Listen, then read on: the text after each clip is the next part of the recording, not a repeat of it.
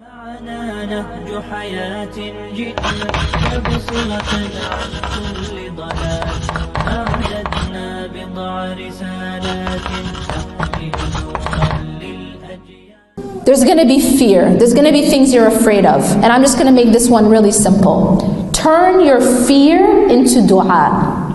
Turn your anxieties into dua. Meaning, I'm scared of something. I'm terrified that XYZ is going to happen. Everyone has fears, right? Now, how do we typically deal with fear? What we typically do with fear is we feed it. How do we feed fear? By just thinking about it. And then all these scenarios come, right? I'm afraid of something happening to someone I love. So what I do is I think of all the different possible ways that something could happen to someone I love. I think of this scenario and that scenario. All I've done is I'm feeding the fear. I haven't actually solved anything. Instead of feeding fear, turn it into dua. That thing that you're afraid of, make dua about it. Simple as that.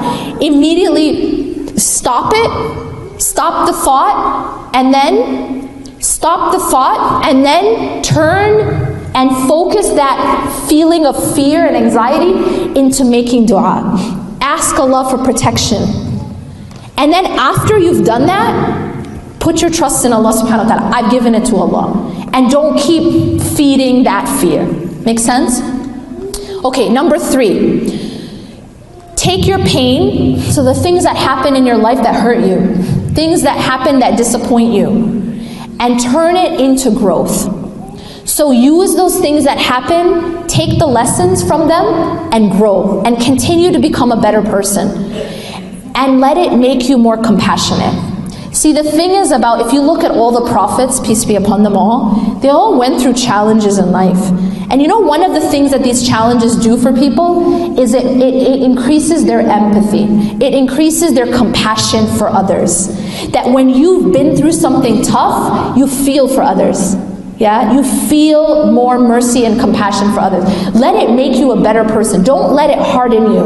Let it soften you. That when you go through difficulty, let your pain soften you, not harden you. And one thing I want to remind you of is this. There's a hadith in which the Prophet ﷺ says, "Ajabun li amri al-mu'min." The matter of a believer is strange. Amruhu kullu khair. That all of his or her matters are good. If there's something that you want, is you're grateful, it's good for you. Something you don't want, something that hurts you, you're patient, is good for you. And this is only the case for a believer. Do you know what this hadith means? It means that no matter what happens to you in your life, as long as you respond with either gratitude or patience, is good for you. So you never lose. You actually never lose, as long as you have faith, and as long as you respond in the right way.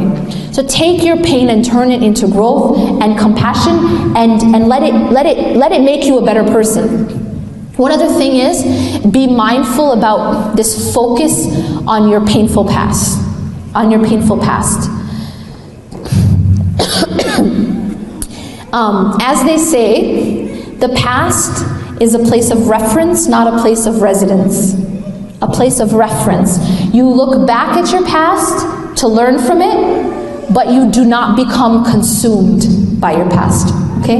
You learn from it, but you don't become consumed. And then finally, my last piece of advice, number 4, is protect yourself. Have a shield of protection. And that shield of protection is through your dhikr, through your remembrance of Allah subhanahu wa ta'ala. I told you that dhikr is food. Dhikr is food for the soul. It's also protection. When you look at the collection of dua, what is it called? Fortress of a Muslim. It's called Hisn al-Muslim. It's a collection of du'as that protect you. It's a fortress. So 3 things in the dhikr that I'm going to say. Number 1 is the salah. The salah has to be something that you don't compromise on. It's breathing oxygen, right? Number 2 is the adhkar. The adhkar is something you can download apps onto your phone for dua.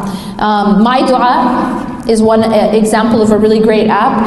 And what you can do is, after every morning Fajr prayer, open your app and read the morning supplications.